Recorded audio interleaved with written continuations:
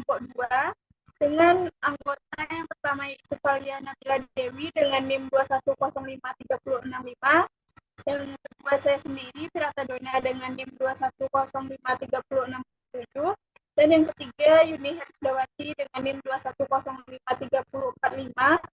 Baiklah, hari ini kami akan mempresentasikan tentang teori belajar dan pembelajaran untuk memenuhi mata kuliah strategi pembelajaran ekonomi yang diampu oleh Ibu Nita Sofia, SPD, MPDE.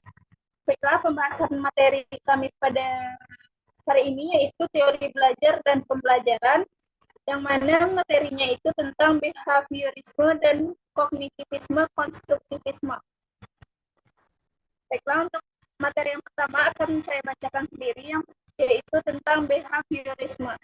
Konsep dasar behaviorisme.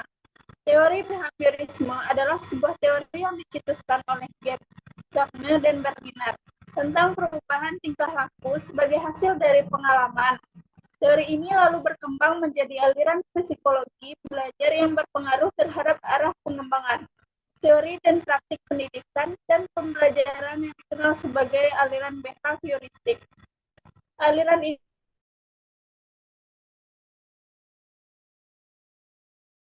behaviorisme dengan model hubungan stimulus responnya, mendudukkan orang yang belajar sebagai individu yang pasif, respon atau perilaku tertentu dengan menggunakan metode pelatihan atau pembiasaan semata. Munculnya perilaku akan semakin kuat bila diberikan penguatan dan akan menghilang bila dikenai hukuman. Tujuan pembelajaran menurut teori behaviorisme. Tujuan pembelajaran menurut teori behavioristik ditekankan pada penambahan pengetahuan. Sedangkan belajar sebagai aktivitas yang menuntut pembelajar untuk mengungkapkan kembali pengetahuan yang sudah dipelajari dalam bentuk laporan, kuis, atau tes. Penyajian isi atau materi pembelajaran menekankan kepada keterampilan yang terisolasi atau akumulasi fakta mengikuti urutan dari bagian ke keseluruhan. Pembelajaran mengikuti urutan kurikulum secara ketat, sehingga aktivitas belajar lebih banyak didasarkan pada buku teks atau buku wajib, dengan penekanan pada keterampilan mengungkapkan kembali isi buku teks atau buku wajib tersebut. Pembelajaran dan evaluasi menekankan pada hasil belajar. Evaluasi menekankan pada respon pasif, keterampilan secara terpisah, dan biasanya menggunakan paper and pencil test. Evaluasi hasil belajar menuntut jawaban yang benar. Maksudnya, bila siswa menjawab secara benar, sesuai dengan keinginan guru, hal ini menunjukkan bahwa siswa telah menyelesaikan tugas belajarnya. Evaluasi belajar dipandang sebagai bagian yang terpisah dari kegiatan pembelajaran dan biasanya dilakukan setelah selesai kegiatan pembelajaran. Teori ini menekankan evaluasi pada kemampuan siswa secara individual. The Gang 2006. Selanjutnya, prinsip-prinsip dalam teori behaviorisme. Yang pertama yaitu objek psikologi adalah tingkah laku. Yang kedua, semua bentuk tingkah laku dikembalikan pada refleks. Yang ketiga, mementingkan pembentukan kebiasaan. Yang keempat, perilaku nyata dan terukur memiliki makna tersendiri. Yang kelima, aspek mental dari kesadaran yang tidak memiliki bentuk fisik harus dihindari. Baiklah, itu materi dari saya. Materi selanjutnya akan disampaikan oleh Yuni Hersdawati. Kepada Yuni, kami persilahkan. Terima kasih kepada Dona. Baiklah, yang kedua itu adalah teori kognitivisme konstruktivisme. Yang dimana pertama itu adalah teori kognitivisme. Konsep dasar teori kognitivisme ini adalah teori belajar kognitif mulai berkembang pada abad terakhir sebagai protes terhadap teori perilaku yang telah berkembang sebelumnya. Model kognitif ini memiliki perspektif bahwa para peserta didik ini memproses informasi dan pelajarannya melalui upayanya dalam mengorganisir, menyimpan, dan kemudian menemukan hubungan antara pengetahuan yang baru dengan pengetahuan yang telah ada. Model ini akan menekankan pada bagaimana cara informasi tersebut diproses. Adapun peneliti yang mengembangkan teori kognitif ini adalah Ausubel, Brunner, dan Gagne. Dari ketiga peneliti ini, masing-masing mereka itu memiliki penekanan yang berbeda. di mana Ausubel menekankan pada aspek pengelolaan atau organizer yang memiliki pengaruh utama terhadap belajar. Sedangkan Brunner itu mereka beranggapan bahwa bekerja pada pengelompokan atau penyediaan bentuk konsep sebagai suatu jawaban atas bagaimana peserta didik memperoleh informasi dari lingkungan. Selanjutnya itu adalah teori konstruktivisme. Konstruksi ini berarti bersifat membangun dalam konteks filsafat pendidikan, di mana dapat diartikan konstruktivisme ini adalah suatu upaya dalam membangun tata susunan hidup yang berbudaya modern.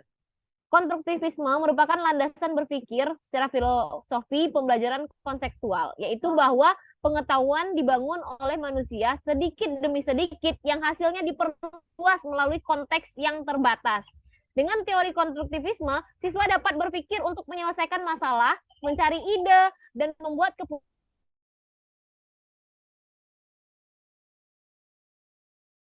Mereka akan lebih memahami, lebih paham, dan mampu mengaplikasikannya dalam semua situasi. Selain itu, siswa terlibat secara langsung dengan aktif, mereka akan ingat lebih lama semua konsepnya. Selanjutnya prinsip-prinsip teori belajar kognitivisme konstruktif adalah sebagai berikut. Yang pertama, pengetahuan dibangun oleh siswa sendiri. Yang kedua, pengetahuan tidak dapat dipindahkan dari guru ke murid, kecuali hanya dengan keaktifan murid sendiri untuk menalar. Yang ketiga, murid aktif mengkonstruksi secara terus-menerus sehingga selalu terjadi perubahan konsep ilmiah. Selanjutnya, guru sekedar membantu menyediakan saran. Yang kelima, menghadapi masalah yang relevan dengan siswa. Serta yang keenam, struktur pembelajaran seputar konsep utama pentingnya sebuah pertanyaan. Yang ketujuh, mencari dan menilai pendapat siswa. Yang kedelapan, menyesuaikan kurikulum untuk menanggapi anggapan siswa. Baiklah, materi selanjutnya akan dijelaskan oleh Valia. Kepada Valia dipersilahkan. Terima kasih saya ucapkan kepada Yuni.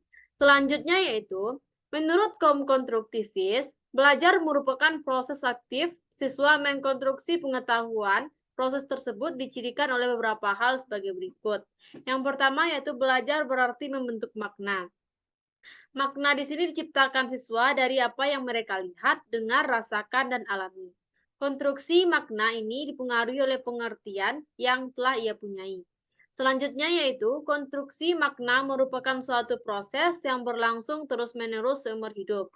Yang ketiga, belajar bukan kegiatan mengumpulkan fakta, melainkan lebih berorientasi pada pengembangan berpikir dan memikirkan dengan cara membentuk pengertian yang baru.